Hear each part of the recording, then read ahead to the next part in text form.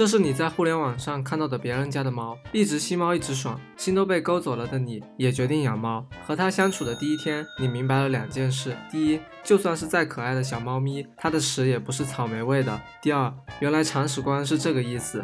为什么猫会自觉到猫砂里拉屎？如果你在猫砂里拉屎，它会帮你埋起来吗？猫咪一向以爱干净著称，当狗还在到处嘘嘘的时候，猫咪已经学会了在想要拉屎的那一刻，主动钻进自己的猫厕所、猫砂盆，在清理完内存之后，还会乖乖地刨一刨猫砂，把自己的屎埋起来。难道猫咪真的比狗聪明吗？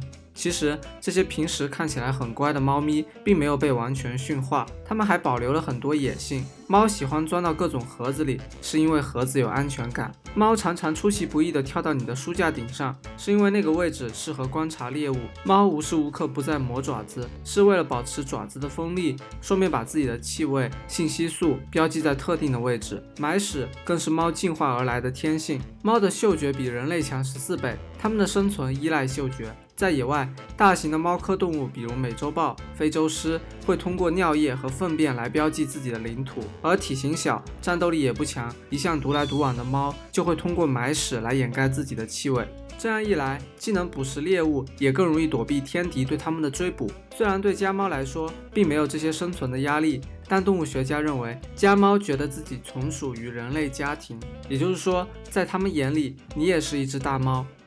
所以它们还会通过埋屎来掩盖自身的气味，就连它们有时不停地舔毛，也是为了掩盖自身的气味。但在你这个铲屎官眼里，这些都是它们爱干净的表现。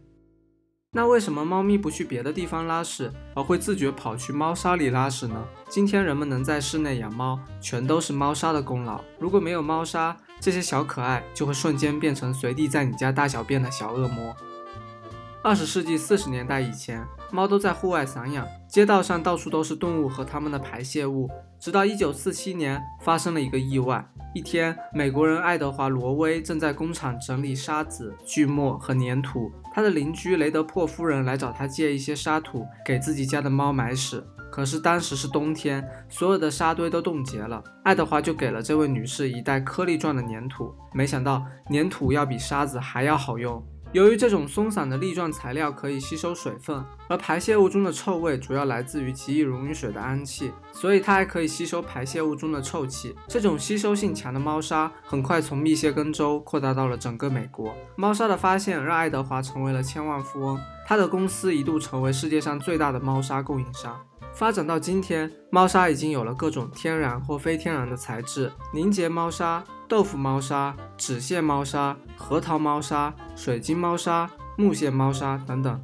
这些材质的猫砂各有优劣，不过对铲屎官们来说，最重要的还是猫砂的吸水能力、结团能力以及扬尘程度。现在，猫砂已经成为了一个价值29亿美元的产业。